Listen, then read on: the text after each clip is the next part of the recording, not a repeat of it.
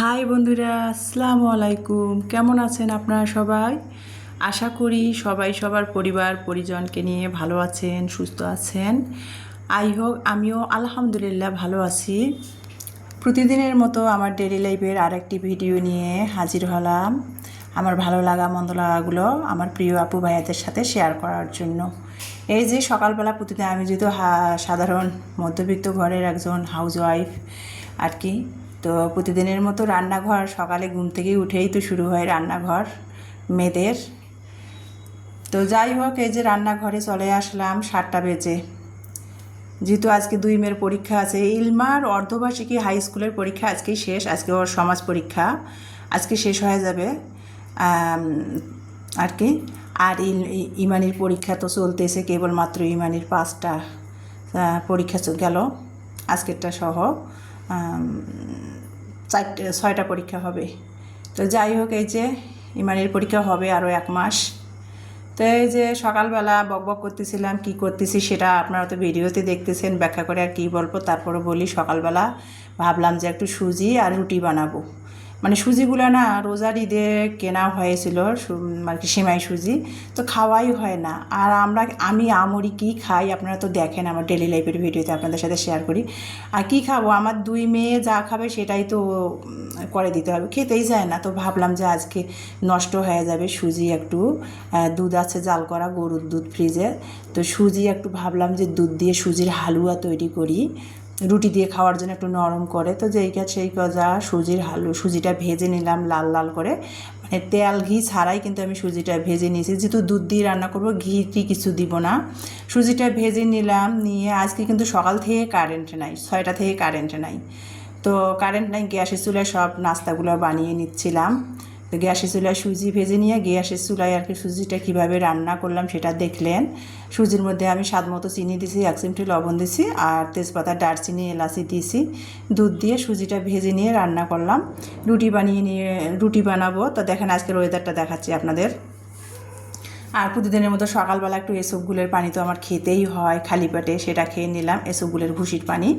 তো এই যে তারপরে আমি অফ ক্যামেরাতে কিন্তু রুটি বানিয়ে নিয়েছি। A to Z মেয়েরা সকালে পরীক্ষা দিতে যাবে আর কি। ভিডিও সকালবেলা A to Z শেয়ার করা খুব মানে প্রতিদিন খুব কষ্ট হয়ে যায়, সেই জন্য আর কি সংক্ষেপে বুঝাইছি আমার সকালবেলা আর কি।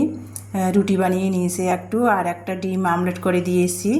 ইলমা বলছে সুজি খাবে না, সেই জন্য একটা ডিম ভেজে নিয়েছি লবণ দিয়ে, তো সেটা দিয়ে আর কি। তো তারপরে ভেজে নিয়েছি অফ ক্যামেরাতে 2 বোনে। আজকে ওদের 2 বোনকে আমি এই কলেজে আর স্কুলে যাওয়ার ভিডিও শেয়ার নিতে এই জন্যই পারলাম না, আজকে অনেকটা ভিডিও লং হয়েছে। আজকের ভিডিও 25 মিনিটের ভিডিও 14 মিনিট করেছি টেনে টেনে আপনাদের বোঝানোর জন্য, আমার ডেলি লাইফের যেহেতু ভিডিও। তো তারপরে সেটা আর দেখালাম না। তো 2 বোনকে আর কি নাস্তা খেয়ে 2 বোন চলে গেল কলেজে পরীক্ষা দেওয়ার জন্য। বড় মেয়ে, ছোট মেয়ে গেল স্কুলে অর্ধবার্ষিকী পরীক্ষা। তো তারপরে আমি একা একা বসে নাস্তা খাচ্ছিলাম, সাথে একটু দুধ চা বানিয়ে নিলাম। চাটাও আর কি গ্যাসের চুলায় বানিয়েছি, কারেন্ট নাই।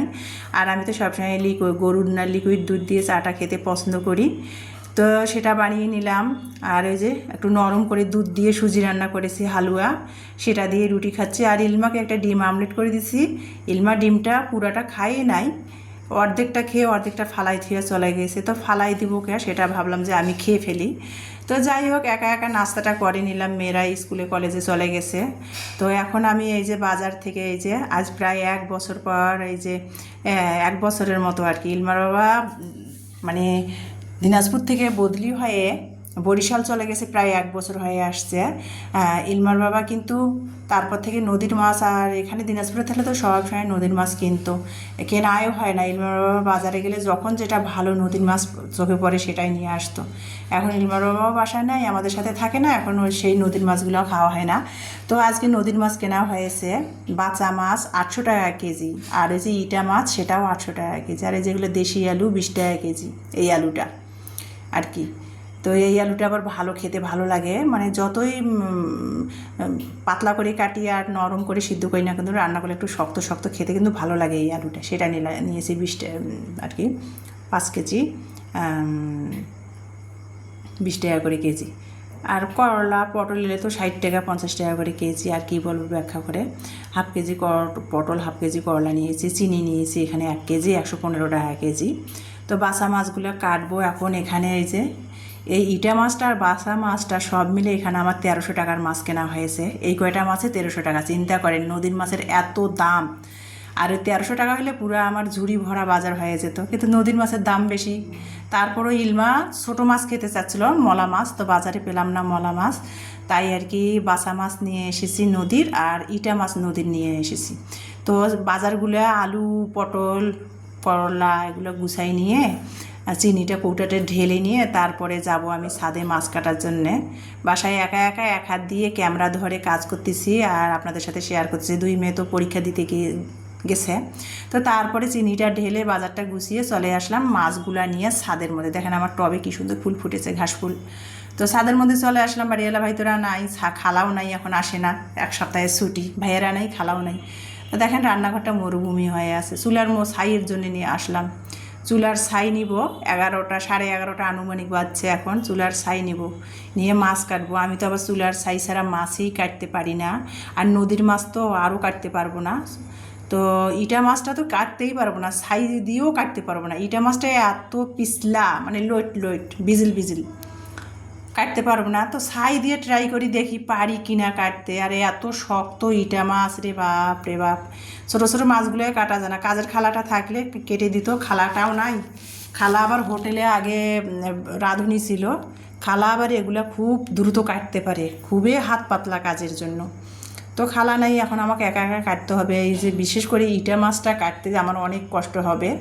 তো এই যে আমি বাসা মাছগুলো কিন্তু কেটে নিলাম। আর আমার তো ট্রাইপড আছে, আমি ট্রাইপডে তো মোবাইল সেট করে আর কি ভিডিও করি না সবসময়, যেহেতু ক্যামেরাটা আমি লম্বায় ধরে ভিডিও করি। আর ট্রাইপডে ভিডিও আর কি মোবাইলে রেখে গেলে তো ভিডিওটা দিয়ে গেলে হবে, তখন আবার অন্য স্টাইল হয়ে যাবে। শুরু থেকে যেভাবে আমি ক্যামেরাটা তো ধরে লম্বায় ধরে ভিডিও করি, আর ট্রাইপডে আর মানে ক্যামেরা রাখি না, তখন 2 রকমের ভিডিও হবে, দেখতে কেমন দেখা যাবে, এই জন্য রাখি না। তো যাই হোক, ইলমার বাবা কিন্তু আমাকে একটা চ্যানেল খুলে দিয়েছে শখের বসতে। ইলমা খুলেছিল সেই আমার এই চ্যানেলটা, ইলমা ব্লগ বিডি। তো ইলমা তো এখন পড়ালেখার হাই স্কুলে যেহেতু পড়ে চাপ, ইলমা তো এখন কন্টিনিউ করতেই পারে না। তো ভাবলাম যে শখের বসতে মেয়েটা আমার চ্যানেলটা খুলেছিল, ওর বাবা খুলে দিয়েছিল, তো চ্যানেলটা কন্টিনিউ আমি করি, আমার দৈনিক জীবনের খুঁটিনাটিগুলো ভালো লাগাগুলো আর শেয়ার করা, তো সেটাই করতেছি। আর দেখেন মানে একা একা এক হাত দিয়ে ক্যামেরা ধরে এক হাত দিয়ে কাজ করা যে কষ্ট। তো তারপরে মাছগুলো কিন্তু কেটে, আর ইটা মাছটা না দা দিয়ে আমি কোবাই কোবাই অন্য ফইরাগুলো আছে না সেগুলো কাটছি। ফইরাগুলোর সাথে মোটা মোটা কাটতে যে কষ্ট রে বাবা। তো যাই হোক, তারপরে আমার না বাম হাতের নখের মধ্যে, বুড়ো নখটার মধ্যে কাটা ফুটেছে আর কি। তো কী করার, মেয়ে মানুষের জীবন, হাত কেটে গেলে ছেটে গেলে পোড়া গেলে তো কাজ করতে হবে, তাই না?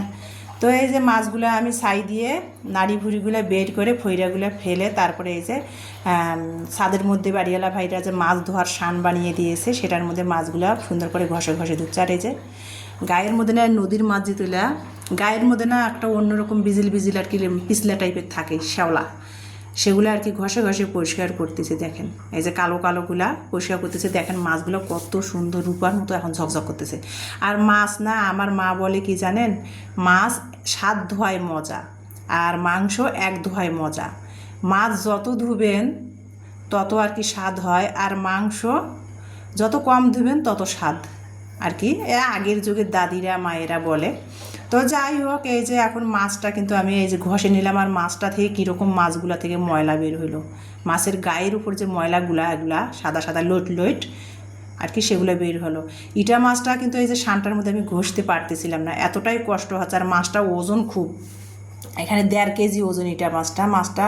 আর ইটা মাছে না হাড়গুলাতে ওজন বেশি, আর ইটা মাছটা তো মাংসের মতো, ইটার মাছের গা আর কি, আর ওজন বেশি। ইটা মাছের হাড় মোটা মোটা আর কি। তো যাই হোক, কাটা বলতে কাটাগুলো খুব মোটা মোটা, খুব ওজন। ইটা মাছের না মাথার মধ্যে খুব ওজন বেশি। ইটা মাছ, তারপরে কাতল মাছ, এগুলাতে না মাথাটাতে ওজন বেশি। এই মাছগুলো, বড় মাছগুলো কিনলে ঠগা হয়। এই মাছগুলো না, বড় মাছগুলো, ইটা মাছ বলেন কাতল মাছ বলেন, কিছু কিছু মাছ বড় মাছ কিনলে মাথাটায় ওজনে অনেক বেশি উঠে যায়, অল্পতে মাথাটাও অনেক ওজন ওঠে। তো যাই হোক, এই দেখেন 1.5 কেজি ওজনের ইটা মাছ। এর চেয়ে আর বেশি বড় হয় না, আর কি। তো এই যে দেখেন মাছের পেট থেকে ডিম, মাছটা ঘষতে ধরছি, মাছের পেট থেকে ডিমটা না ফুটে বের হয়ে যাচ্ছে চাপ খেয়ে, এত ডিম হয়েছে। তো এই যে মাছটা শানটার মধ্যে না আমি ঘষতেই পারতেছিলাম না, স্টিলের যে বাসন মাজা সোফা আছে না সেইটা দিয়ে ঘষতেছিলাম। ঘষে এই যে মাছের গায়ের যে কালো কালোগুলো ছিল দেখেন ঘষে কত সুন্দর পরিষ্কার করে নিলাম। আর ওই যে মাছ ভালো করে যত ধুবেন, মাছ ধোয়ার পরও না রান্নার সময় না একটু লবণ দিয়ে আবার 2টা ধোয়া দিয়ে রান্না করবেন, সেই মাছ খেতেই কিন্তু আলাদা স্বাদ। মাছ ভালো করে না ধুলে মাছ কিন্তু সেই মাছের তরকারি আষ্টে আষ্টে গন্ধ আসে। আর মাছ যত সুন্দর করে ধুয়ে তারপরে লবণ দিয়ে আবার ধুয়ে তারপরে রান্না করবেন, সেই মাছের তরকারি আলাদা স্বাদ, আর মাছের আষ্টে গন্ধটা থাকে না। তো যাই হোক, এই যে মাছটা ভালো করে আমি স্টিলের সোবা দিয়ে ঘষে তারপরে আমি মাছের যে কালো গায়ের অংশগুলা, ইটা মাছের বলেন পাঙ্গাস মাছের বলেন, যদিও পাঙ্গাস মাছ খাই না, এর গায়ের যে কালো কালো অংশগুলো সেগুলো ঘষে পরিষ্কার করলে তবেই দেখতে সুন্দর লাগে, খেতেও ভালো লাগে। যদিও পাঙ্গাস মাছ খাই না, পাঙ্গাস মাছের স্বাদও আমি জানি না। তো এই যে ইটা মাছটা দেখেন কত সুন্দর করে ঘষে আমি পরিষ্কার করে নিলাম। আর এই যে দেখেন ইটা মাছটা তারপরে অফ ক্যামেরাতে আমি কেটে নিলাম, কতগুলো ডিম হয়েছে দেখেন, ইটা মাছটার পেটে কত বড় একটা ডিম। তারপরে মাছগুলো কেটে প্রসেসিং করে অফ ক্যামেরাতে কিন্তু আমি ফ্রিজে রেখে দিয়েছি। আর অপর সাইডে আর কি আমি একটু গরুর মাংস ভিজাইছি, ইলমার বাবা আসবে, তো সেই জন্য সেই কথা ভেবে ভাবলাম যে একটু ইটা মাছ রান্না করবো, বাসা মাছ, নদীর বাসা মাছ আজকে আর রাঁধবো না, মাছগুলো সব তরতাজা ফ্রিজে রেখে দিলাম। আর ভাবলাম যে ইটা মাছ আলু দিয়ে, ফ্রোজেন করা ধনিয়া পাতা আলু দিয়ে ইটা মাছ একটু ঝাল ঝাল করে ভুনা করব। ইটা মাছে যদিও বেশি ঝোল ভালো লাগে না, একটু ভুনা করব। এই যে 4 পিস 5 পিস নিয়েছি, আর বাকিটা ফ্রিজে তুলাম। আর ভাবলাম যে একটু কোরবানির ঈদের মাংস আছে সেটা বের করে ভিজে দিলাম, সেটা একটু ঝাল ঝাল কষা কষা করব। তো যেই কাজ সেই কথা, ইটা মাছটা মাংসটা আর কি কোরবানি ঈদের মাংস আমি 1.5 কেজি পরিমাণ হবে আর কি, সেটা বের করে ভিজিয়ে দিলাম বরফ সারুক, ততক্ষণে আমি অপর সাইডে ইটা মাছটা যেহেতু টাটকা, সঙ্গে সঙ্গে লবণ হলুদ মরিচ মেখে রেখে দিয়ে এখন আমি আলুটা মশলার সাথে কষিয়ে নিচ্ছি, মাছে আলুয়ে একসাথে কষিয়ে নিচ্ছি, মশলা কষিয়ে নিলাম একসাথে নিচ্ছি, কারণ আলুটা আলাদা করে আর পরে কষবো না, যেহেতু মাছটা টাটকা আমি কষিয়েই রান্না করব। আর ইটা মাছ বলেন, পাবদা মাছ বলেন, ট্যাংরা মাছ বলেন, এই মাছগুলো কিন্তু ভেজে রান্না করলে স্বাদটা তখন আর সেই স্বাদ পাওয়া যায় না।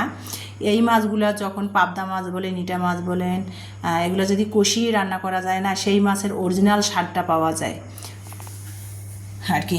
আমি এটা আগে খাওয়া জানতাম না, ইলমার বাবা আমাকে শিখিয়েছে। মানে নদীর মাছ কখনো কম ভেজে রান্না করলে ভালো লাগে না, নদীর মাছের যে স্বাদটা থাকে না, নদীর মাছ না বেশিরভাগে আর কি কষিয়ে রান্না করলে আমার কাছে মনে হয় ভালো লাগে, সেই অরিজিনাল মাছের যে নদীর মাছের ফ্লেভারটা আসে, স্বাদটা পাওয়া যায়। তো আলুয়ে মাছে একসাথে কষিয়ে নিচ্ছে, আর আজকে আমি শুকনো মরিচের গুঁড়া দিয়ে তরকারিটা রান্না করতেছি। ইটা মাছ তো একটু মাছটা যেহেতু একটু কালচা কালচা, সেই জন্য একটু শুকনো মরিচের গুঁড়া দিয়ে মাছটা রান্না করলাম, কালারটা যাতে যেন সুন্দর আসে। তো মাছটা আমি কষিয়ে কীভাবে নিলাম, নিয়ে তারপরে রান্না করলাম। আর মাছের মধ্যে রেগুলার মশলা দিয়েছি, যা যা আমরা মাছে ব্যবহার করে থাকি রেগুলার মশলা সেগুলো দিয়েছি। মাছে আলু একসাথে কষিয়ে নিয়েছি। আর এখানে কোরবানির মাংসটাও অলরেডি বরফ ছাড়িয়ে গেছে, মাংসটা আমি ধুয়ে নিয়েছি, নিয়ে তারপরে প্রেশার কুকারে ভাবলাম যে সিদ্ধ করব, তাড়াতাড়ি হয়ে যাবে। আর আমি এবার কোরবানির যে গরু দিয়ে কোরবানি দিয়েছে, গরুটার মধ্যে না তেল কম ছিল, আমার মেয়েরা আবার তেলওয়ালা মাংস খেতেই চায় না, চর্বিওয়ালা মাংস। তো যাক, ভালোই হয়েছে। খালি আমি ওই যে তেল দিব আর কি, সরিষার তেল সয়াবিন তেল মিশিয়ে দিব, আমরা যেহেতু সবসময় সরিষার তেলের তরকারি খাই, মিশিয়ে দিয়ে হাতে সব বাটা, সব মশলা, আদা বাটা, রসুন বাটা আর কি, পেঁয়াজ টিয়াজ সব হাতে বাটা মশলা দিয়ে আমি মাংসটা হাতে মেখে রান্না করতেছি। আগে প্রেশার কুকারে মেখে থেকে সব মশলা, মাংসের যে মশলা সেগুলো সব দিয়েছি, দিয়ে হাতে মেখে মাংসটা আমি আগে পানি দিয়ে প্রেশার কুকারে সিদ্ধ করে নিলাম। সিদ্ধ করে 3-4টা শীষ যখন প্রেশার কুকারে দিয়েছে, তখন আমি মাংসটা নামিয়ে নিয়ে এখন কড়াইয়ের মধ্যে ঢেলে দিয়ে কষাচ্ছি আর কি। এভাবে করলে মাংসটা এভাবেও ভালো লাগে। অনেক সময় আমি প্রেশার কুকারে কষি, প্রেশার কুকারে মাংস রান্না করি, তা আজ ভাবলাম যে এভাবে রান্না করব। প্রেশার কুকারে আগে সিদ্ধ করে নিলাম, তারপরে কড়াইতে ঢেলে নিলাম, নিয়ে এখন কষায় নিচ্ছি মাংসটা। তো মাংসটা হয়ে গেল কষায় টাষায়, তারপরে দেখেন, তারপরে ভাজা জিরার গুঁড়ো দিয়ে নামিয়ে নিয়ে এই যে দুপুরে খাওয়ার পালা, এখন বাজে দুপুর 2:30, খাওয়া শুরু করে দিলাম। ইটা মাছটা রেখে দিলাম, ভাবলাম যে গরম গরম মাংস দিয়ে খাই। তো আমার ভিডিওটা এই পর্যন্ত। আমার ভিডিওটা দেখার জন্য সবাইকে অসংখ্য ধন্যবাদ।